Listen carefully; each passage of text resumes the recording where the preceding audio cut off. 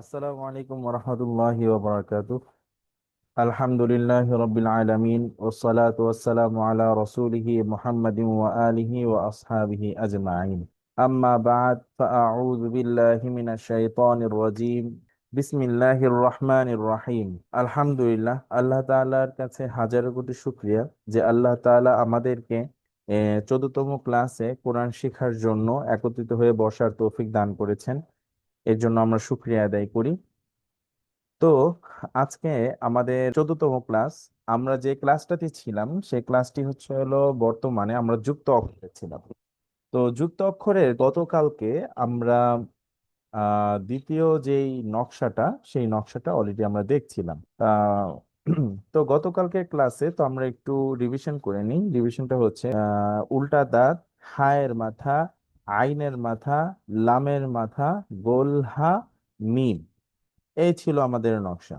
তো অলরেডি আমরা উল্টা দাঁত থেকে 5টি হরফ পড়েছি, বা তা সা নুন ইয়া।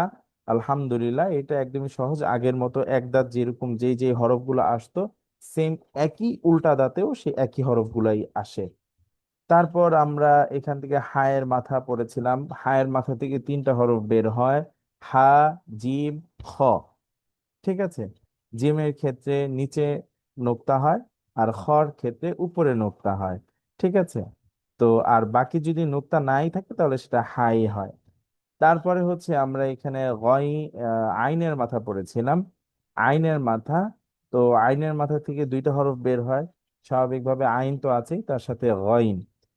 তো উপরে যদি একটি নোক্তা হয় তাহলে গাইন হয়, আর নোক্তা না হলে আইন হয়। তো এটা নিয়েও আমরা বিস্তারিত গত ক্লাসে আলোচনা করেছিলাম যে এটা ছিল আমাদের প্রত্যেকটা হরফের যে 3টা রূপ থাকে। তো 3টা রূপের মধ্যে এটা মাঝের রূপ আর কি। এই জন্য এটা এমন দেখতে। আমরা এতটুকু গতকালকের ক্লাসে এটা কভার করেছিলাম। তো গত ক্লাসের এখানে কিন্তু মূল হরফ ছিল। ঠিক আছে। আমি আজকের ক্লাসে মূল হরফগুলো সরিয়ে দিয়েছি, কারণ আমি বিশ্বাস করি আমার স্টুডেন্টরা এই হরফগুলো সবই শিখে এসেছে। তারা এখন মূল হরফ ছাড়াও তারা এই যুক্ত হরফগুলো বলতে পারে, বলতে পারবে ইনশাআল্লাহ। জিম শুরুর মা- শুরুর জিম। জি। মা- মাঝের জিম, মাশাআল্লাহ। শেষের জিম, জি। একত্রে হচ্ছে জিম, জিম, জিম। হা মানে মাশাআল্লাহ। প্রথম মধ্যর হা, শেষে হলো মাশাআল্লাহ। শেষে হলো হা, আর মা সংযুক্ত হলো হা, হা, হা। খ, জি। শুরুর খ, মাশ মধ্য মাশাআল্লাহ। খ, হুম। শেষের খ, হুম। একত্রে খ, খ, খ। মাশাআল্লাহ। শুরুর আইন, মাশাআল্লাহ। মাঝের আইন, হুম। আইন, হুম। আইন, আইন, আইন। মাশাআল্লাহ, মাশাআল্লাহ। মূলত আরবি 29টি হরফের মধ্যে কয়েকটি হরফ আছে যে হরফগুলো উচ্চারণ করতে একটু কষ্ট হয়। ঠিক আছে। তার মধ্যে একটি ছিল হা, আর একটা ছিল আইন। কারণ দোনোটাই গলার মাঝখান থেকে উচ্চারণ হয়। গয়িন, শুরুর গয়িন, জি। মধ্যর গয়িন, জি। শেষের গয়িন, জি। একত্রে গয়িন, গয়িন, গয়িন। মাশাআল্লাহ, মাশাআল্লাহ, মাশাআল্লাহ, জাযাকাল্লাহ, খুব সুন্দর হয়েছে। আজকে আমাদের পড়া যেটা ছিল সেটি হলো লামের মাথা। ঠিক আছে। অলরেডি এখানে লেখাই আছে লাম এর মাথা। আগে বলেছি যেহেতু এটার নাম লামের মাথা, তাই বাই বললে এটা লাম। এটা তো আর বলা লাগছে না, এটা লাম, বাস। লামের মাথা। কিন্তু এই দেখেন আমরা এই লামটা নিয়ে আসলাম, এই হচ্ছিল আমাদের মূল লাম। হুম। পুর লাম। তো এই লামের আমরা যে অর্ধেকটা মুছে দেই তাহলে কিন্তু জাস্ট এই যে ঠিক এরকমই লম্বা দাগ দেখা যাচ্ছে, লম্বা, জাস্ট খালি এখানে একটু মাথাটা বের হয়ে আছে আর কি। এখানে 2 দিকে বের হয়ে আছে। এটা নিয়ে আমরা সামনে আলোচনা করব ইনশাআল্লাহ, এটা নিয়ে কোনো ইয়া নাই। মূলত হচ্ছে এটা লাম। লাম। তো এই যে আমরা এখানে যে লামটা দেখছি, লামের এই মাথা দিয়ে যদি একটা আড়াআড়ি টান হয় তখন আরেকটি হরফ হয়ে যায়, সেটা হয়ে যায় কাফ। যেমন এই হচ্ছে কাফ। যদি মাথা এরকম একটি আড়াআড়ি দাগ হয়, যদি এরকম আড়াআড়ি টান হয় তখন সেটা কাফ হয়ে যায়। এই যে আপনার লাম, কাফ। হুম। কাফ হয়ে যায়। তো এটা নিয়ে কারো কোনো প্রশ্ন আছে কিনা? এখান থেকে দুইটি হরফই বের হয়, একটা হলো লাম আর একটা হলো কাফ। উপরে আড়াআড়ি টান হলে এটা কাফ হয়ে যায়, আর এই লম্বা আড়াআড়ি টানটা না হলে সেটি লাম হয়। আশা করি ইনশাআল্লাহ আলহামদুলিল্লাহ সবাই বুঝতে পেরেছেন। তাহলে আমরা সামনের পরের পেজে চলে যাই। তো এই লামের মাথা থেকে দুইটা হরফ বের হয়, লাম আর কাফ। আমি এখানে অলরেডি লিখেই দিয়েছি, যদি লামের মাথার উপর আড়াআড়ি টান হয় তাহলে হবে কাফ, আর লামের মাথার উপর যদি আড়াআড়ি টান না হয় তাহলে হবে লাম। স্বাভাবিক, একদম স্বাভাবিক। যদি আড়াআড়ি টান হয় তাহলে হবে কাফ, আর আড়াআড়ি টান না হলে সেটা হবে লাম। এইবার হচ্ছে, অনেকে আমাকে বলতে পারেন যে হুজুর বা ওস্তাদজি, কাফ আর লামের মাঝখানে তো কোনো মিল পাওয়া যাচ্ছে না। তো এখন জিনিসটা ক্লিয়ার হবে। আমরা বলেছিলাম প্রত্যেকটা হরফের তিনটা ফর্ম থাকে, শুরু, মধ্য, শেষ। ঠিক আছে? তো এটা যদি আমরা দেখি তাহলে আমাদের কনসেপ্টটা টোটালি ক্লিয়ার হয়ে যাবে। তখন আমরা বুঝতে পারবো এই যে লামের মাথাটা এটা কোন অবস্থায় এসে, এটা মাঝের অবস্থা, শুরু নাকি শেষ। ঠিক আছে? এরপরের পেজে আমি যাচ্ছি। এই যে দেখুন, এই যে মূল হরফ লাম, এই হলো লামের শুরুর অবস্থা, শুরুর লাম, এটি মাঝের লাম, এটি শেষের লাম, একত্রে লাম, লাম, লাম। এখানে একটি লক্ষণীয় বিষয় হচ্ছে, দেখেন লামটা যখন শুরুতে আসে, এসে কিন্তু এখানে একটু নিচে একটু কার্ভ হয়ে গেছে, নিচে একটু বাঁকা হয়ে গেছে। তার মানে ও জানাচ্ছে যে আমার সাথে এখন একটু যুক্ত হওয়ার জন্য সে এখন প্রস্তুত। এই শুরুর লামটা এখান থেকে যে একটু নিচে দিয়ে যে একটু বের হয়ে গেল, হ্যাঁ, লামটা এসে যে একটু বের হয়ে গেল, তার মানে এখানে আরেকটি হরফের সাথে সে যুক্ত হওয়ার জন্য প্রস্তুত। ঠিক আছে? আচ্ছা। তো এই হলো মাঝের লাম। মাঝের লামের শেষে কিন্তু এরকম একটা অ্যারো চিহ্ন, মানে নিচে এরকম একটা দুইটা শাখা দেখা যাচ্ছে আর কি। তার মানে বোঝা যাচ্ছে এই মাঝের লামটা প্রস্তুত তার সামনে আরেকটি হরফের সাথে যুক্ত হওয়ার জন্য, শেষে আরেকটি হরফের সাথে যুক্ত হওয়ার জন্য। ঠিক আছে? আর শেষে যে লামটা দেখা যাচ্ছে, অলরেডি আগের মতোই কথা আমি বলেছিলাম যে শেষের যে হরফটি আসে, শেষের অবস্থাটা হচ্ছিল সে তার আসল রূপটাই নিয়ে আসে।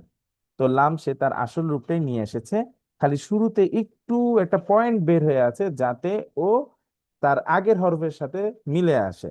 তো ঠিক এই তিনটা যদি একত্রিত হয় তাহলে এই যে লাম, শুরুর লাম, এই মাঝের লাম, এই শেষের লাম, একত্রে লাম, লাম, লাম।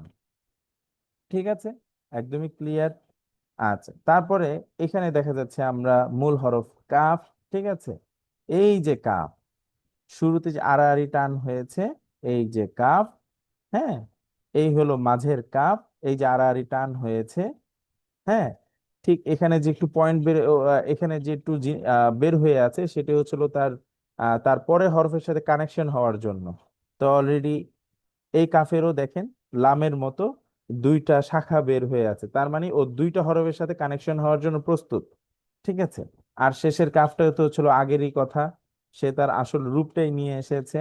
আর এখানে তিনটি একত্রে কাফ, কাফ, কাফ। ঠিক আছে? এখানে তিনটি কাফ যে একসাথে আসলো, একটা প্রশ্ন হচ্ছে যে হুজুর, এই মাঝখানের কাফটা কেমন জানি দেখা যাচ্ছে আর কি, মানে এই কাফটা মনে হয় এই কাফের সাথে লেগে গেল, এরকম একটা প্রশ্ন আসতে পারে। তো এটা সহজ উত্তর হচ্ছিল, দেখেন আমরা আসলে মূলত চিনবো এখানে আড়াআড়ি টান দেখে, তার মানে এখানে আড়াআড়ি, এটা কাফ, মাঝখানে যদি এটা আড়াআড়ি টান আছে, এটা একটা কাফ, এটাও কাফ, আর শেষেরটা তো কাফ। এখন এই যে এমন একটা রূপ দেখা যাচ্ছে যে কাফটা যে লেগে আসছে, এটা তিনটা হরফের সাথে লেগে আসে শুধু। এটা মনে রাখতে হবে, মাত্র তিনটা হরফের সাথে লেগে আসে। আমি নিচে অলরেডি দিয়ে দিয়েছি। এই যে দেখেন, এই যে আড়াআড়ি কাফ, পরে হচ্ছিল আলিফ। আলিফের চ্যাপ্টারটা আমরা পরে আলোচনা করব, আলিফের আলোচনাটা পরে আসবে ইনশাল্লাহ। তবে দেখেন, এই যে কাফ যখন আলিফের সাথে আসে তখন সেটা এরকম আটের মতো, আটের মতো, বাংলায় যে আট লেখে না, ওই আটের মতো দেখা যাচ্ছে কিছুটা, কিন্তু এখানে কাফ আর আলিফ। ঠিক আছে? তারপর হচ্ছে হলো, এই যে দেখেন এখানেও কাফ আর লাম, প্রথমটা হচ্ছিল আলিফ, দ্বিতীয়টা হচ্ছিল লাম। তো কাফের সাথে যখন লাম আসে তখনও ঠিক এরকম আটের মতো চিহ্ন আসে, এই দেখেন আটের মতো দেখা যাচ্ছে। তবে লামের ক্ষেত্রে শেষে একটি লামের যে আসল রূপটা, ওই রূপটা এসে পড়তেছে। আর হচ্ছে হলো কাফ, যদি কাফের পরে যদি আরেকটি কাফ আসে তখন এই ক্ষেত্রেও প্রথম কাফটা ওই আটের মতো, বাংলায় যে আট, আট সংখ্যার মতো দেখা যাচ্ছে আর কি। তার মানে বোঝা গেল এই কাফটা যদি তিনটা হরফের সাথে আসে, আলিফ লাম কাফ, তখন এইটার রূপটা কিছুটা বাংলায় আটের মতো আসে। তবে আমরা ফাইন্ড ফাইন্ড করব, আমরা এটাকে চিনবো এইভাবেই, যখনই দেখবো আড়া আড়ি তার মানে এটা একটা কাফ, আড়া আড়ি চিহ্ন দেখলেই মনে করবো এটা কাফ। তারপরে যেটা আসবে এটা তো আলিফ হবে, ঠিক আছে। যদি আলিফের এখান দিয়ে যদি আবার লামের মতো একটা ইয়া বের হয়ে যায় তখন এটা লাম হয়ে যাবে, ঠিক আছে। তারপরে হচ্ছিল এখানে কাফ, আড়াআড়ি কাফ, তারপরে যেহেতু আরেকটি কাফ আছে তার আসল রূপ নিয়ে, তার মানে এখানে দুইটা কাফ আছে। এইভাবেই আমরা ইনশাল্লাহ আহ একদমই ইয়া হওয়ার মতো কিছু নেই, আশ্চর্য হওয়ার কিছু নেই, বা মানে কনফিউজ হওয়ার মতো কিছু নেই, ঠিক আছে। আড়াআড়ি টান আছে মানে এটা একটা কাফ। তাহলে আমরা পরবর্তী পেজে চলে যাচ্ছি আর কি। গোলহা, ঠিক আছে। গোলহা, গোলহা থেকে একটি হরফ বের হয়, সেটা এই গোলহাটাই বের হয় বাস, ঠিক আছে। গোলহা থেকে আলাদা আর কোনো হরফ বের হয় না, গোলহা থেকে একটাই, এই যে এই সেই গোলহা, ঠিক আছে। তো গোলহাকে তো চিনার মতো আর কিছু নাই, খালি আমরা এতটুকু দেখবো যে গোলহাটা সবসময় মাঝখানে একটা দাগ থাকে, এখানে লেখাই আছে এই গোলহার মাঝখানে একটি টান থাকবে। যেমন এই দেখেন, হ্যাঁ গোল কিন্তু মাঝখানে আরেকটা দুই ভাগ দেখা যাচ্ছে, দুই ভাগ হওয়া মানেই হচ্ছিল এটা গোল হা, ঠিক সেম এমন। তো আমরা যদি আহ ওর বিভিন্ন রূপ দেখি, এটি হচ্ছিল মূল হা, মূল হরফ হা। তারপরে হচ্ছিল এটা শুরুর রূপ, এই যে এটা হচ্ছিল মাঝের হা, এটি হচ্ছিল শেষের হা, তিনটি একত্রে হা, হা, হা, ঠিক আছে। ইনশাল্লাহ আশা করি এটা আমাদের যেহেতু পিডিএফ এ দিয়ে দেওয়া হবে, এটা আমরা ইনশাল্লাহ সবাই প্র্যাকটিস করবো, একদমই সহজ। আচ্ছা, পরের পেজে চলে যাচ্ছি। পরের পেজে আমরা দেখছি মিম। আমরা যে নকশাটি করেছিলাম, উল্টা দাঁত, হায়ের মাথা, আইনের মাথা, লামের মাথা, গোল হা মিম, এই সেই মিম। মিমের থেকেও মাত্র একটি হরফই আসে, সেটা মিম, ও একাই, মিম মিম, ওকে। আচ্ছা, এই হলো মিম, আমাদের এখানে স্ক্রিনে যেটা দেখা যাচ্ছে, এই যে হলো মিম, এটাও মিম। মিম দুই রকমই হয়, ঠিক আছে, কিছু ফ্রন্টে এরকম দেখা যাবে, কিছু ফ্রন্টে এরকম দেখা যাবে। মিমটা একটু বহুরূপী আর কি, মিমের রূপ অনেকগুলা, মানে দুই তিনটা আর কি, এক একটা ফ্রন্টে এক এক রকম হয়ে যায়। তো আমি এখানে দুইটাই এনেছি, দুই রকমই এনেছি, যাতে আমাদের স্টুডেন্টদের কোরআনে দেখে যেন সে যেন চিন্তা না করে আরে আমি তো পড়ি নাই, এরকম যাতে না হয় আর কি। এটাও মিম, এটাও মিম, ঠিক আছে। আর মিমের কিছু ভিন্ন রূপ আছে, এই যে যেমন দেখুন, এই দেখেন মিম, এখানে তিনটা মিম একসাথে, আবার এখানেও মিম আছে, এই একটা মিম, এটাও মিম, এটাও মিম, এটাও মিম। এর জন্য বলছিলাম মিমটা একটু ভিন্ন রূপ, মিমের অনেকগুলো রূপ, মানে এই রূপগুলাই আসে, হয় এটা আসবে না হলে এটা আসবে, এই দুইটা খুবই রেয়ার, সহজে আসে না। কিন্তু কমন যেটা, এই তিনটা কোরআনে আমরা এই তিনটাই বেশি পাবো, সব থেকে এই তিনটাই কোরআনে বেশি পাবো।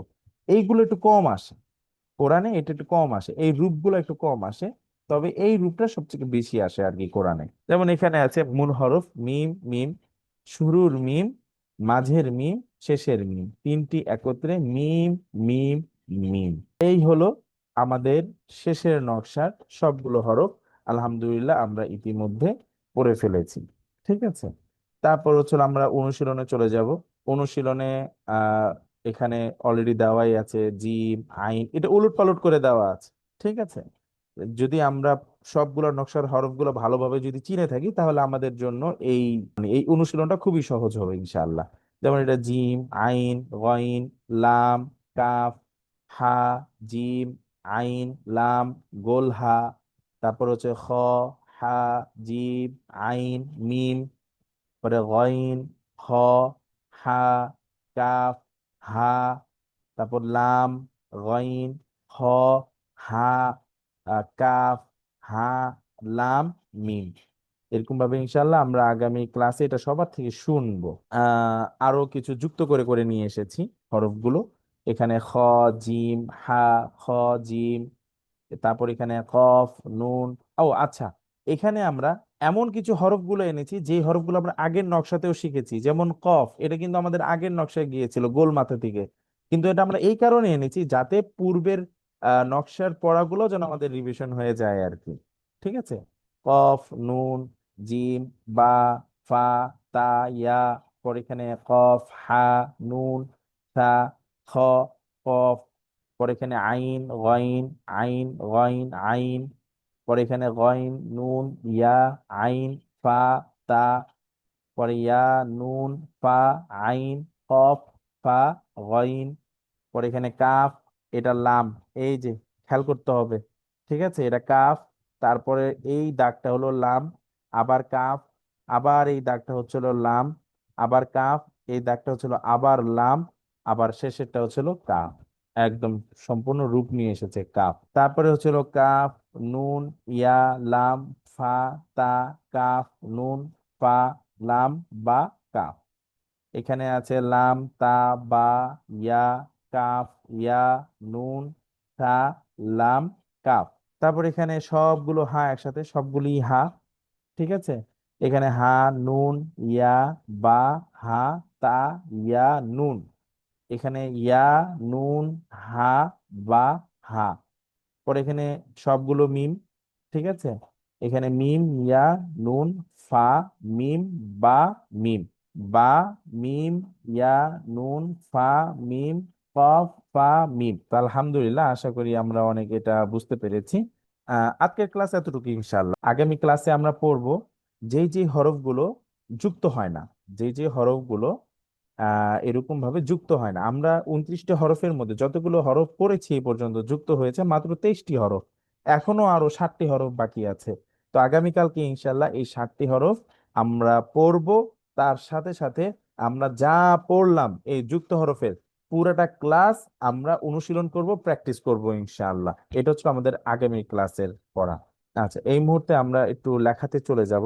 আমরা গতকালকে 6টি হরফ শিখেছিলাম আলিফ দিয়ে, হ্যাঁ, আশা করি ইনশাল্লাহ আপনারা সবাই প্র্যাকটিস করেছেন। আজকে আমরা 4টি হরফ শিখব, মাত্র একরকম একটা শেপ দিয়ে, একটা শেপ দিয়ে আমরা 4টা হরফ শিখে ফেলবো। শেপটা হচ্ছে, দেখুন,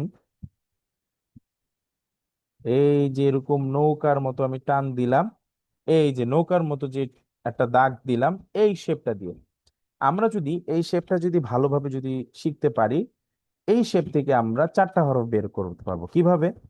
এই একটা হলো বা, নিচে একটা ফোঁটা দিলে বা হয়ে যায়। আবার এখানে আবার দেই শেপটা, এটা ডান দিক থেকে শুরু করে কলম আর উঠাবো না, একদম এখানে যে শেষ করব। উপরে যদি আমি 2টা নোক্তা দিই তাহলে এটা হয়ে যাবে তা, ঠিক আছে। আবার যদি এমনি একটা শেপ দেই, একটা ভালো করে শিখলেই মাশাআল্লাহ আমরা শিখে ফেলতে পারবো। এই হলো, যদি উপরে 3টা দিই তাহলে হয়ে যাবে তা। সেম এটার সাথেই আমরা যদি আবার এমনি একটা টান দেই,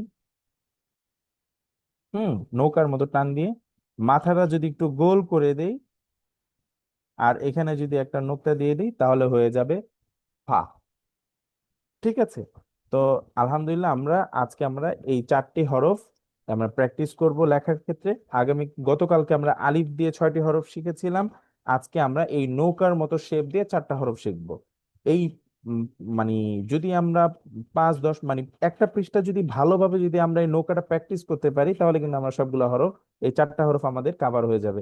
নিচে একটা নোক্তা দিলে বা, উপরে 2টা নোক্তা দিলে তা, উপরে 3টা নোক্তা দিলে সা, মাথাটা গোল করে উপরে একটা নোক্তা দিলে ফা হয়ে যাবে, ঠিক আছে। আজকের ক্লাস এতটুকুই। আসসালামু আলাইকুম রহমতুল্লাহি ওয়া বারাকাতুহু আউযু বিল্লাহি মিনাশ শাইতানির রাজিম বিসমিল্লাহির রহমানির রহিম। আমরা যথারীতি 13টি ক্লাস শেষ করেছি। আজকে আমাদের 14নং ক্লাস, এবং গতকালকে আমরা দরুদ ইব্রাহিম শিখেছিলাম। আমি একবার আপনাদেরকে পড়াটা শোনাবো। আল্লাহুম্মা সাল্লি আলা মুহাম্মাদ, হে আল্লাহ মুহাম্মদ সাল্লাল্লাহু আলাইহি সাল্লামের উপর রহমত বর্ষণ করুন। ওয়া আলা আলি মুহাম্মদ, ওয়া আলা উপর আলি মুহাম্মদ, মুহাম্মদ সাল্লাল্লাহু আলাইহি সাল্লামের বংশধরদের উপর, পরিবারের উপর আপনি আহ রহমত বর্ষণ করুন। কামা, যেভাবে করে সাল্লাইতা আলা ইব্রাহিম, আপনি ইব্রাহিম আলাইহি সাল্লাতুসাল্লামের উপর রহমত বর্ষণ করেছিলেন। ওয়া আলা আলি ইব্রাহিম, এবং ইব্রাহিম আলাইহি সাল্লাতুসাল্লামের পরিবারের উপর আপনি রহমত বর্ষণ করেছিলেন। ইন্নাকা হামিদুম মাজিদ, নিশ্চয়ই আপনি প্রশংসিত এবং মহিমান্বিত। আল্লাহুম্মা বারিক আলা মুহাম্মদ, হে আল্লাহ আপনি মুহাম্মদ সাল্লাল্লাহু আলাইহি সাল্লামের উপর বারাকা দান করুন, কল্যাণ দান করুন। ওয়া আলা আলি মুহাম্মদ, এবং মুহাম্মদ সাল্লাল্লাহু আলাইহি সাল্লামের পরিবারের উপর আপনি বারাকা দান করুন। কামা বারাকতা আলা ইব্রাহিম, যেভাবে করে ইব্রাহিম আলাইহি সালামের উপর আপনি বারাকা কল্যাণ দান করেছিলেন। ওয়া আলা আলি ইব্রাহিম, এবং ইব্রাহিম আলাইহি সালামের উপর তার পরিবারের উপর আপনি যেভাবে করে বারাকা কল্যাণ দান করেছিলেন, ঠিক সেভাবে করে মুহাম্মদ সাল্লাল্লাহু আলাইহি সাল্লামের পরিবারের উপরও আপনি বারাকা দান করুন। ইন্নাকা হামিদুম মাজিদ, নিশ্চয়ই আপনি প্রশংসিত, মাজিদ মহিমান্বিত। তো আমরা এখন চলে যাচ্ছি আজকের পড়ায়, যেটি আমরা গত ক্লাসে আমরা মোটামুটি একটা গ্লিমস দেখেছিলাম। আজকে আমরা শিখবো দুআয়ে মাসুরা। তো দুআয়ে মাসুরা আমরা নামাজে পড়ে থাকি। রাসূল সাল্লাল্লাহু আলাইহি সাল্লাম দুআয়ে মাসুরা তিনি বিভিন্ন ধরনের তিনি দোয়া পাঠ করতেন। তো তিনি রব্বানা আতিনা ফিদ দুনিয়া হাসানা ওয়া ফিল আখিরাতি হাসানা ওয়া কিনা আযাবান নার, এই দোয়াও তিনি পাঠ করতেন। এবং আমরা যে দোয়াটি পাঠ করি, চমৎকার একটি দোয়া, আল্লাহুম্মা ইন্নী যালামতু নাফসি জুলমান কাসীরা ওয়া লা ইয়াগফিরুয যুনুবা ইল্লা আনতা ফাগফিরলি মাগফিরাতাম মিন ইনদিক ওয়ারহামনি ইন্নাকা আনতাল গফুরুর রহিম। তো এই দোয়াটা আমরা গতকাল দেখেছি। আপনারা এখানে দেখতে পাচ্ছেন এই যে কটা শব্দ আছে, যেখানে একটু মার্ক করা আছে, তো এই মার্ক করা ওয়ার্ডগুলো হচ্ছে আমাদের কাছে অপরিচিত। তো টোটাল এখানে আমার তিনটা তিন চার তিন সাত আট নয়টা শব্দ আছে আমাদের কাছে অপরিচিত, এবং বাকি শব্দগুলো হচ্ছে আমাদের কাছে পরিচিত। এই অপরিচিত শব্দের ভেতরে তিনটা শব্দ হচ্ছে হলো একই রুট ওয়ার্ড, একই ভার্বাল নাউন থেকে এসে, যেমন ইয়াগফির, মাগফির, গফুর। তিনটা রুট ওয়ার্ড হচ্ছে গিয়ে আল গফুর বা গফফার থেকে এসে, এবং যেটার শব্দ ভেদে অর্থ চেঞ্জ হয়ে যাবে, কিন্তু রুট ওয়ার্ড হচ্ছে হলো একটা। যেহেতু অর্থগুলো চেঞ্জ হয়ে যাচ্ছে, এই কারণে আমি এখানে কাউন্ট করেছি। যদি আমি সেই রুট ওয়ার্ডকে একটা ধরি, তাহলে আমাদের মূল শব্দ হয় 6টা। তো আমরা এখন চলে যাচ্ছি আপনাদের সামনে ডিটেলস আলোচনা করার জন্য। আল্লাহুম্মা, হে আল্লাহ। আমরা জানি আল্লাহুম্মা মানে হচ্ছে ইয়া আল্লাহ, ইয়া আল্লাহ বুঝায়। আল্লাহুম্মা, হে আল্লাহ। ইন্নি, ইন্নি নিশ্চয়ই আমি। ইন্না, ইন্না মানে নিশ্চয়। সেই ইন্নার সাথে যখন ইয়া যুক্ত হয়, ইয়া প্রত্যয় যুক্ত হয়, তখন সেই ইয়া প্রত্যয়ের অর্থ হয় আমি।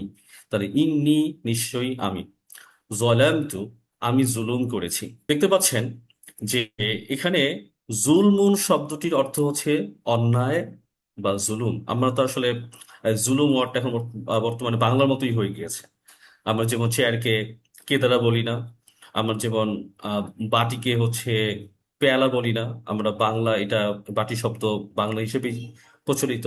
এরকম জুলমুন শব্দটা এখন হচ্ছে গিয়ে বাংলা হিসেবে সেটা খুবই পরিচিত। তো জুলমুনের অর্থ হচ্ছে অন্যায়। তো জুলমুন অন্যায়, এই জুলমুন থেকে এসেছে জলামতু, মানে আমি জুলুম করেছি।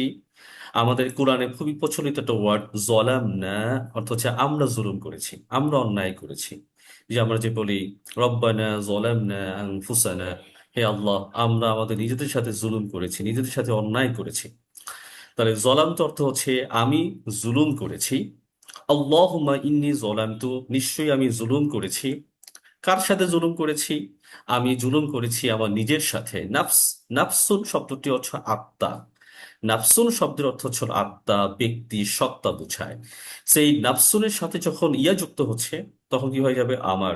তাহলে নাফসি, আমার নিজ সত্তার সাথে, আমি এই ব্যক্তি সত্তার সাথে, আমার, আমি আমার নিজের সাথে কি করেছি? জুলুম করেছি। আল্লাহুম্মা, হে আল্লাহ। ইন্নি, নিশ্চয়ই আমি। আমি কি করেছি? জলামতু, আমি জুলুম করেছি, নিশ্চয়ই আমি জুলুম করেছি। নাফসি, আমার নিজের সাথে। তাহলে নিজের সাথে আমি জুলুম করেছি। জুলুমটা আমি কেমন জুলুম করেছি? আমি জুলুমটা করেছি জুলমান, জুলমান এমন জুলুম করেছি, এমন অন্যায় করেছি, সেই জুলুমটা হচ্ছে কাসীর। কাসীর মানে কি? অনেক। কাসীর শব্দটি হচ্ছে হলো অনেক। এই কাসীরুন শব্দটির বিপরীত শব্দ হচ্ছে কলিলুন। কলিল মানে অল্প, আর কাসীর মানে হচ্ছে হলো অনেক। তাহলে কি দাঁড়াচ্ছে? আল্লাহুম্মা, হে আল্লাহ। ইন্নি, নিশ্চয়ই আমি। জলামতু, আমি জুলুম অন্যায় করেছি। নাফসি, কার সাথে? আমার নিজের সাথে। জুলমান, এমন অন্যায় করেছি কাসির, যেটা অনেক। আমি আমার নিজের সাথে এমন জুলুম করেছি যে জুলুমটা হচ্ছিল অনেক বেশি, অনেক অনেক আমি জুলুম করেছি নিজের সাথে। পরবর্তী ফ্রেজে ওয়ালা, ওয়ালা আমাদের এটা আমাদের জানার শব্দ। ওয়াও জবর ওয়া মানে এবং, লা মানে না। ওয়ালা এবং না। ইয়াগফির, ইয়াগফির শব্দটি গফুর থেকে এসছে। ইয়াগফির মানে ক্ষমা করেন। কে ক্ষমা? তাহলে ইয়াগফির ক্ষমা করেন আর জুনুবা, গুনাহসমূহ। তাহলে এই ইয়াগফির মানে হচ্ছে হলো আল্লাহ তিনি যদি ক্ষমা করেন, এই যেহেতু আগে লা শব্দটি আছে তাহলে এই ক্ষমা করেন না এইটার সাথে মিলে যাবে। তাহলে আপনি ক্ষমা না করলে, আপনি ক্ষমা না করলে, অথবা আপনি যদি ক্ষমা না করেন, বাংলাটাকে আমরা আমাদের মতো করে সাজিয়ে নিব। অলা মানে হচ্ছে এবং না, ইয়াগফির ক্ষমা করেন, কে ক্ষমা করেন? আল্লাহ। অলা ইয়াগফির আপনি যদি ক্ষমা না করেন, কি ক্ষমা না করেন? আর জুনুব।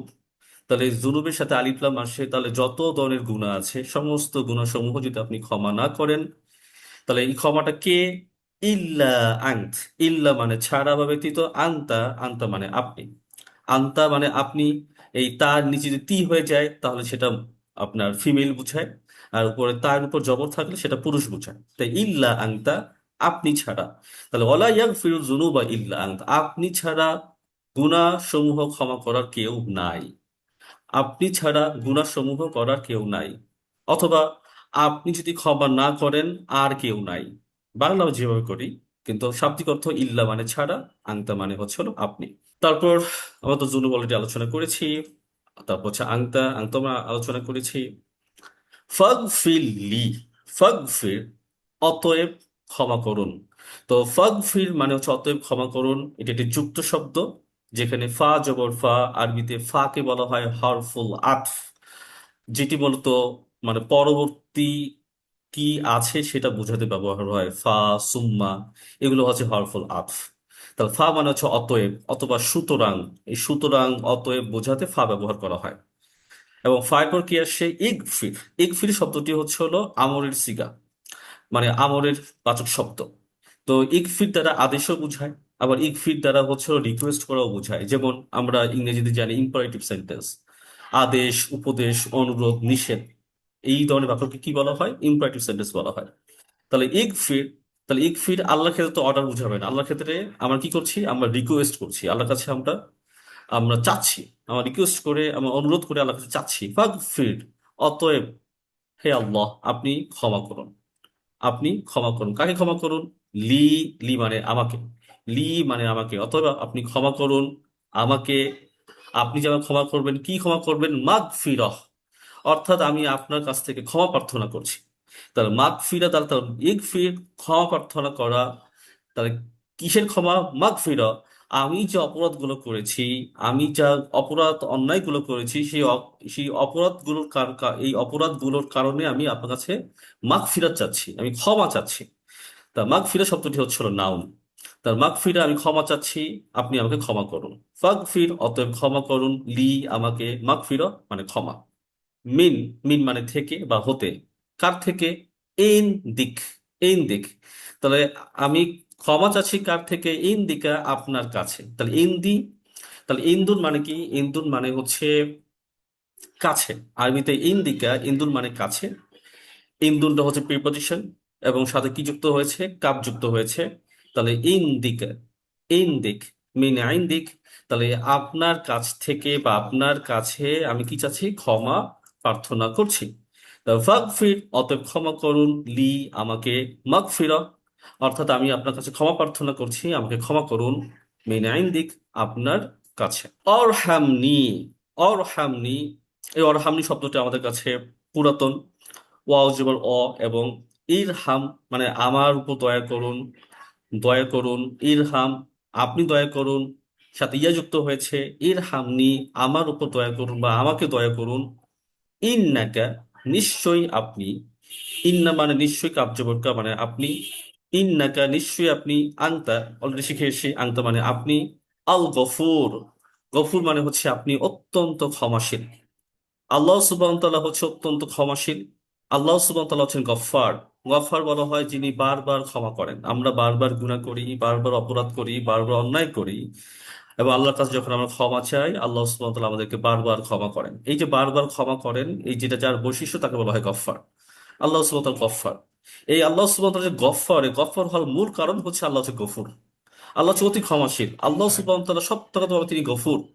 যেহেতু তিনি গফুর, তার কারণে তিনি বারবার তিনি ক্ষমা করতে পারেন, ক্ষমা করতে তিনি জানেন। যেহেতু তিনি গফুর, কি কারণে গফুর? কারণ তার হচ্ছে তিনি দয়ালু।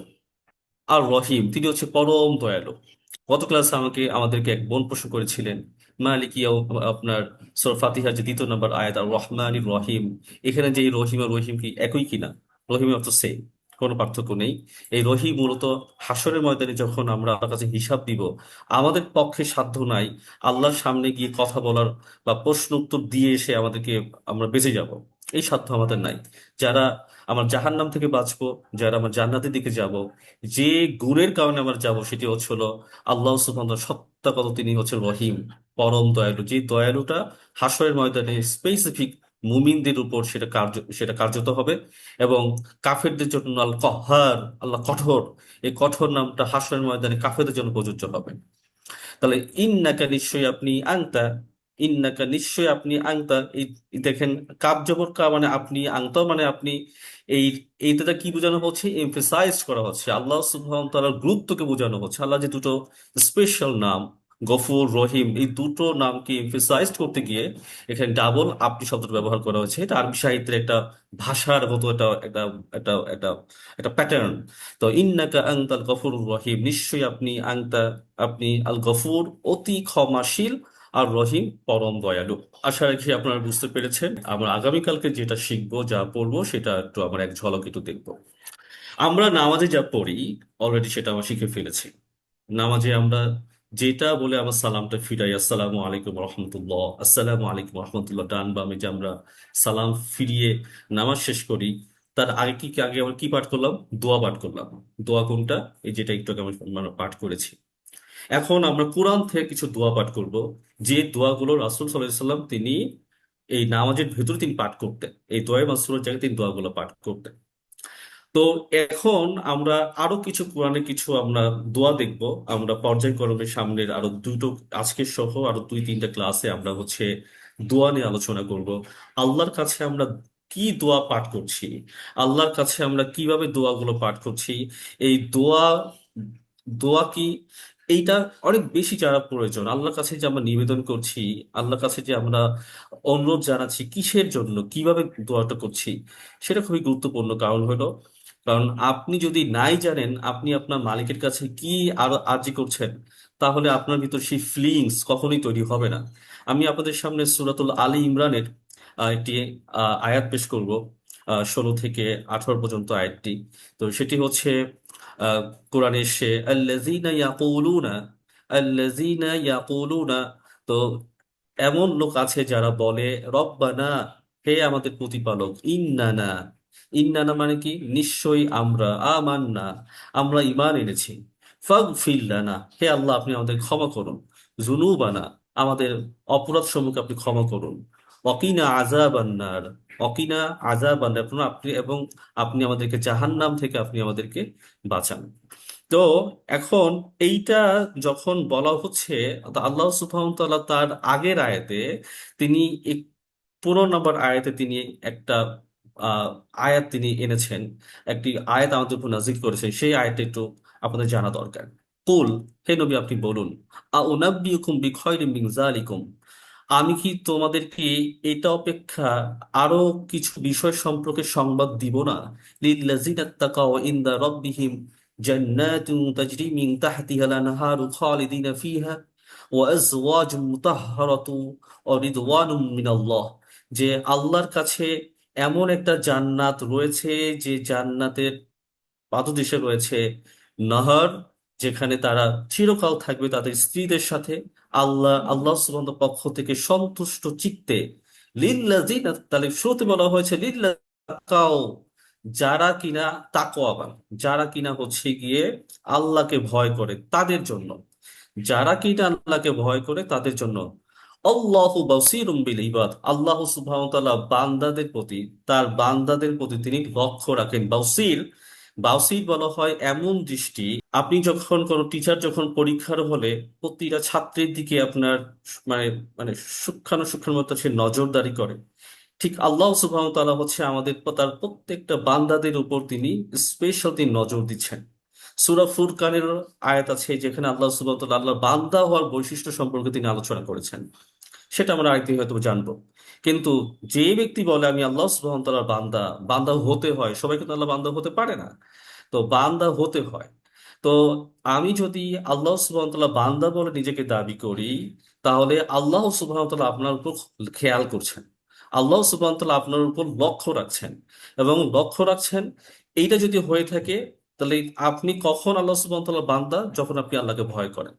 আয়াতের যদি আমি এটাকে সিকুয়েন্স যদি এটাকে সাজাই, তাহলে এটা হয় লিল্লাযিনা তাকাও, যারা কিনা আল্লাহকে ভয় করে তাদের জন্য আল্লাহ সুবহানাহু ওয়া তাআলা কি পুরস্কার দিবেন সেটা বর্ণনা করলেন। পরে শব্দটি বলা হচ্ছে আমি আমার বান্দাদের প্রতি লক্ষ্য রাখি, আমি আমার বান্দাদের প্রতি দৃষ্টি রাখি। এবং সেই বান্দাদের বৈশিষ্ট্য কি? আল্লাহ বলছেন আল্লাযীনা ইয়াকুলুনা, তারা বলে থাকে রব্বানা, হে আমাদের প্রতিপালক, ইন্নানা, নিশ্চয়ই আমরা, আমান্না, আমরা ঈমান এনেছি, ফাগফির লানা, আপনি আমাদেরকে ক্ষমা করে দিন, আহ যুনুবানা, আপনি আমাদের অপরাধ সমূহ ক্ষমা করে দিন, অকিনা আযাবান নার, এবং আপনি আমাদেরকে জাহান্নাম থেকে বাঁচান। তাহলে আমি যদি নিজেকে আমি যদি আল্লাহ বান্দা বলে থাকি, আমি যদি নিজেকে পরহেজগার বলে থাকি, তাকওয়াবান বলে থাকি, তাহলে আপনাকে আল্লাহর কাছে বেশি বেশি দোয়া করতে হবে। আর কতই না উত্তম দোয়া, যে দোয়া আল্লাহ সুবহানাহু ওয়া তাআলা শিখিয়েছেন আমাদেরকে, কতই না উত্তম দোয়া, যে দোয়া হচ্ছে গিয়ে রাসূল সাল্লাল্লাহু আলাইহি ওয়াসাল্লাম তিনি তার সাহাবীদেরকে নিয়ে কোরআনের আয়াতগুলোর মাধ্যমে তিনি আমাদেরকে দোয়াগুলো প্র্যাকটিস করাতেন। তো আমরাও এখানে ঠিক রাসূল সাল্লাল্লাহু আলাইহি সাল্লামের মতো করে আপনাদের সামনে আমরা প্র্যাকটিস করাচ্ছি, যে দিকে শিখিয়েছেন, তাবিদিকে শিখিয়েছেন, এবং আমরা এখন আপনাদের সামনে পেশ করছি। আপনার সন্তানেরা আপনি আবার আরেকজনকে এভাবে করে শিখাবেন, এভাবে করে তার উম্মতেরা সকল মানব জাতিকে এভাবে করে শেখাতে থাকবে। যখন আমরা কোরআন আয়াত দিয়ে যখন আমরা আল্লাহর কাছে দোয়া করব, এই প্রতিটা শব্দ, প্রতিটা বর্ণ অন্তর থেকে আল্লাহর কাছে পৌঁছাবে, অন্তর থেকে আল্লাহর কাছে পৌঁছাবে। আমরা দোয়া করি, আল্লাহর কাছে পৌঁছায় না, মুখে প্র্যাকটিস হয়, অন্তর নরম হয় না। এর কারণ হচ্ছে আমরা অর্থ বুঝি না, এটাই হচ্ছে মূল কারণ। তো আজকে তো আমরা এটাকে প্রিভিউ করছি, পরবর্তী 3টি ক্লাস আমাদের দোয়া নিয়ে আলোচনা হবে, এবং দোয়ার পর আমাদের আরো অনেক মজার মজার এবং অনেক খুবই আপনার আকর্ষণীয় কিছু আয়াত রয়েছে, সেই আয়াতগুলো নিয়ে আমরা আলোচনা করব। আপনারা আমাদের সাথে স্টে করবেন। তো আমাদের কিন্তু কোর্সের নাম হচ্ছে শব্দে শব্দে নামাজ ও কোরআন শিক্ষা কোর্স। তো নামাজের পর্ব শেষ, আমরাও চলে গেলাম বিদায়, ব্যাপারটা যেন এরকম না হয়। নামাজ গুরুত্বপূর্ণ কোরআনের কারণে। তো আপনারা যারা অবস্থান করছেন, আমাদের সাথে সম্পৃক্ত আছেন, আপনারা আমাদের সাথে আমাদের ক্লাসগুলো কন্টিনিউ করবেন ইনশাআল্লাহ। তো আমরা চলে যাচ্ছি, আজকে আমরা একটু জানবো সূরা আরাফের 23 নম্বর আয়াত। রব্বানা যালামনা আনফুসানা, হে আমাদের পালনকর্তা, আমরা আমাদের নিজেদের সাথে অন্যায় করেছি, অবিচার করেছি। ওয়া ইল্লাম তাগফির লানা, আর আপনি যদি আমাদেরকে ক্ষমা না করেন, অতারহামনা, আমাদের প্রতি দয়া না করেন, রহম না করেন, লানাকুনান্না, আমরা হয়ে যাব মিনাল খাসিরিন, ক্ষতিগ্রস্তদের অন্তর্ভুক্ত হয়ে যাব। আমরা যদি একটু ভেঙে ভেঙে দেখি, রব্বানা আমাদের কাছে প্রচুর এটা হচ্ছে জানা শব্দ। রব্বানা, হে আমাদের পালনকর্তা, হে আমাদের প্রভু, হে আমাদের প্রতিপালক। জলাম না, জানা শব্দ। নুন আলিফ জবর না মানে হচ্ছে আমাদের বা আমরা। তো জলাম না, জুলমুন থেকে আসে, মানে অন্যায় করা, অত্যাচার করা, জুলুম করা। জলাম না, আমরা অন্যায় করেছি, আমরা জুলুম করেছি, আমরা অত্যাচার করেছি। কাদের সাথে? আনফুসানা, নাফসুন থেকে আসে, নাফসুন মানে নিজ, আনফুসানা নিজেদের সাথে। রব্বানা যালামনা আনফুসানা, আমরা আমাদের নিজেদের সাথে অত্যাচার করেছি, নিজেদের সাথে জুলুম করেছি। ওয়া ইন, অ জবর অ মানে এবং, ইন মানে যদি। ইনকে বলা হয় আল হুরফুশ শর্ত, যেমন ইংলিশে ইফ দিয়ে যুক্ত যে বাক্যগুলো তৈরি হয়, এরকম আরবিতে হচ্ছে ইন দিয়ে শুরু হয়। ওয়া ইন, এবং যদি, লাম, লামের অর্থ দুটো, না অথবা নাই। আর যদি, লাম মানে না বা নাই, মানে কি নাই।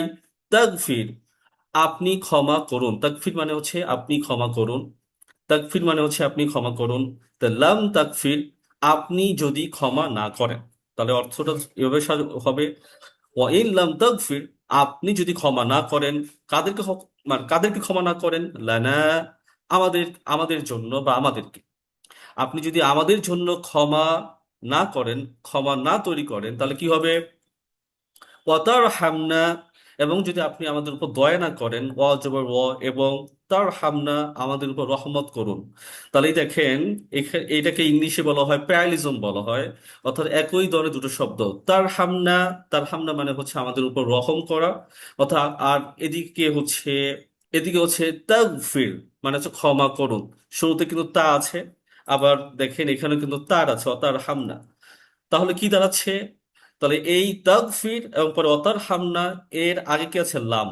এই লাম শব্দটি তাগফির আগে আসার কারণে তাগফির এবং অতার হামনার দুটোর আয়াতের যে মিনিংটা, সেটা লামের দিকে আপনার আপনার হচ্ছে মডিফাই করবে। তাহলে ওয়াইন, যদি আপনি ক্ষমা না করেন এবং আপনি যদি আমাদের উপর রহম না করেন, কাদেরকে? এই যে লানা, আমাদেরকে বা আমাদের জন্য যদি আপনি ক্ষমা না করেন, তাহলে কি হবে? লানাকুনান্না, লানাকুনান্না, আমরা হব, লানাকুনান্না, আমরা হব বা আমরা অবশ্যই হব, মিনাল খাসিরিন, মিন মানে মধ্যে বা অন্তর্ভুক্ত, আল খাসিরিন, ক্ষতিগ্রস্ত বা পরাজিত। খুসরু শব্দ থেকে আসে, খুস মানে ক্ষতিগ্রস্ত বা পরাজিত। যেমন সূরা আসরের শেওয়াল আস, ইন্নাল ইনসানা লাফি খুসর, নিশ্চয়ই সকল মানুষ তারা ক্ষতিগ্রস্তদের অন্তর্ভুক্ত। তাহলে মিনাল, এই যে খুসর থেকে খাসিরিন শব্দটি হচ্ছে প্লুরাল, লানাকুনান্না মিনাল খাসিরিন, আমরা অবশ্যই ক্ষতিগ্রস্তদের মধ্যে অন্তর্ভুক্ত হব। তাহলে এটা হচ্ছে আমাদের প্রথম দোয়া, এবং আমরা দ্বিতীয় আরেকটি দোয়া শিখবো, সেটি হচ্ছে সূরাতুল বাকারার 201 নম্বর আয়াত। সেটি হচ্ছে রব্বানা আতিনা ফিদ দুনিয়া হাসানা ওয়া ফিল আখিরাতি হাসানা ওয়া কিনা আযাবান্নার। রব্বানা, আমাদের পালন করতে আমাদেরকে দুনিয়াতে কল্যাণ দান করুন, অফিল আখিরাতি হাসানা, এবং আখিরাতে কল্যাণ দান করুন, অকিনা আযাবান্নার, এবং আপনি আমাদেরকে জাহান্নামের আগুনের শাস্তি থেকে রক্ষা করুন। তা আমি একটু ভেঙে ভেঙে দেখি। রব্বানা, হে আমাদের রব, হে আমাদের পালন কর্তা, আতিনা, আমাদেরকে দিন, আমাদেরকে দান করুন, আতিনা, ফি, ফি মানে মধ্যে, আর দুনিয়া, দুনিয়া বা ইহকাল, হাসানা, হাসানা মানে কল্যাণ, অফিল আখিরাতি হাসানা, অফি মানে মধ্যে, আল আখিরা মানে পরকাল বা আখিরাত, হাসানা মানে কল্যাণ, অর্থাৎ আপনি আমাদেরকে দুনিয়াতেও কল্যাণ দান করুন, আখিরাতেও কল্যাণ দান করুন। অকিনা আযাব আন্নার, অকিনা আমাদেরকে রক্ষা করুন, আযাব, আযাব মানে শাস্তি, আন্নার মানে আগুন, আপনি আমাদেরকে আগুনের শাস্তি থেকে রক্ষা করুন। এখানে একটু ডিটেলস একটু আলোচনার বিষয় আছে, আমাদের একটু আলোচনার বিষয় আছে। আহ কেন পরকালকে আখিরাত বলা হয়, কেন আল্লাহ সুবহানাহু ওয়া তাআলা হাসানা শব্দ ব্যবহার করেছেন। হাসানা শব্দটির অর্থ কল্যাণ, কিন্তু আরেকটা শব্দ আছে খয়র, খয়র মানে কল্যাণ, খয়র মানে সর্বোত্তম। কেন আল্লাহ বলতে পারতেন রব্বানা আতিনা ফিদ দুনিয়া হাসানা, বলে বলতে পারতেন রব্বানা আতিনা ফিদ দুনিয়া খয়র। আল্লাহ এখানে খয়ের শব্দটি ব্যবহার করতে পারতেন। আল্লাহ সুবহানাহু ওয়া তাআলা খয়ের শব্দটি ব্যবহার না করে তিনি কেন হাসানা শব্দটি ব্যবহার করলেন? আমরা জানি দুনিয়াতে যা কিছু আছে তা কখনোই এগুলো ক্ষয়ের পর্যায়ে না, সর্বোত্তম না। সর্বোত্তম হচ্ছে একটি জিনিস, সেটা হচ্ছে জান্নাতে। আপনি যখন জান্নাতে পৌঁছাবেন তখনই আপনি ক্ষয় পাবেন। জান্নাত ছাড়া পৃথিবীতে যা কিছু আছে তা কখনই ক্ষয়ের অন্তর্ভুক্ত না। অফিল আখিরাতি হাসানা, এবং পরকালে যে কল্যাণ, আল্লাহ এখানে পরকালের জন্য তো ক্ষয় ব্যবহার করতে পারতেন। পরকালে তো সবাই তো জান্নাতে যাবে না, পরকালে তো সবাই তো আল্লাহ সুবহানাহু ওয়া তাআলার কাছে, তার কাছে যে হিসাব দেওয়ার যে ব্যাপারটা, সেটা তো সবার জন্য সহজ হবে না। তাহলে ওই যে মুহূর্তটা আল্লাহর কাছে যে আপনি হিসাব দিবেন, ওই মুহূর্তের জন্য আপনার জন্য আহসান হয়ে যায়, আপনার জন্য হাসানা হয়ে যায়। তাহলে ওই মুহূর্তটা যেন আপনার জন্য কল্যাণকর যেন হয়। ফাইনালি কল্যাণকর তখনই হবে যখন আপনি জান্নাতে চলে যাবেন। সেই জান্নাতে চলে যাওয়াটাই হলো জান্নাতে আপনি যা কিছু পাবেন সবই হচ্ছে ক্ষয়ের অন্তর্ভুক্ত। যার কারণে আল্লাহ সুবহানাহু ওয়া তাআলা এখানে ক্ষয়ের শব্দটি ব্যবহার না করে হাসানা শব্দটি ব্যবহার করেছেন। আখিরাহ, এই আখিরাতকে কেন পরকাল বলা হয়? আখিরাত মানে শেষ দিবস। আখির, আখির মানে শেষ। উখার, উখরুন মানে হচ্ছিল শেষ, শেষ পর্যন্ত। আল্লাহ সুবহানাহু ওয়া তাআলা সময়ের সৃষ্টিকর্তা, তিনি মালিক, তিনি সময় সৃষ্টি করেছেন। আল্লাহর জন্য কোনো সময় নাই, আল্লাহর জন্য কোনো টাইম নাই। হাসরের ময়দানে আল্লাহ সুবহানাহু ওয়া তাআলা সেই টাইমকে তিনি শেষ করে দিবেন। আল্লাহর হাসরের ময়দানে টাইম থাকবে না, টাইম নষ্ট হয়ে যাবে, টাইমকে ধ্বংস করে ফেলা হবে। যেহেতু টাইমকে নষ্ট করে ফেলা হবে, টাইম থাকবে না, সময় থাকবে না, যার কারণে মানুষ অনন্তকাল থাকবে, কত বছর থাকবে সেটা আপনি হিসাব মিলাতে পারবেন না। এবং মানুষজন জান্নাতে থাকবে অনন্তকাল, যখন যে জাহান্নামে যাবে তারও অনন্তকাল। কেননা সে সেই সময়টাকে আমরা সময় দিয়ে মাপতে পারবো না, সময় দিয়ে বিচার করতে পারবো না। কেন? আল্লাহ হচ্ছেন সময়ের সৃষ্টিকর্তা, সময়ের মালিক হচ্ছেন আল্লাহ। তা আল্লাহ যদি সেই সময়কে তিনি শেষ করে ফেলেন, তাহলে আপনার জন্য এখন টাইম থাকছে না। তার যার কারণে আখিরাতকে বলা হয় আখিরা, পরকাল বা শেষ দিবস বা শেষকাল। তো আমরা সংক্ষেপে আলোচনা করলাম। আল্লাহ সুবহানাহু ওয়া তাআলা আমাদেরকে বোঝার তৌফিক দান করুক। সুবহানা রাব্বিকা রাব্বিল ইজ্জাতি আম্মা ইয়াসিফুন ওয়া সালামুন আলাল মুরসালিন ওয়ালহামদুলিল্লাহি রাব্বিল আলামিন। আসসালামু আলাইকুম ওয়া রাহমাতুল্লাহ।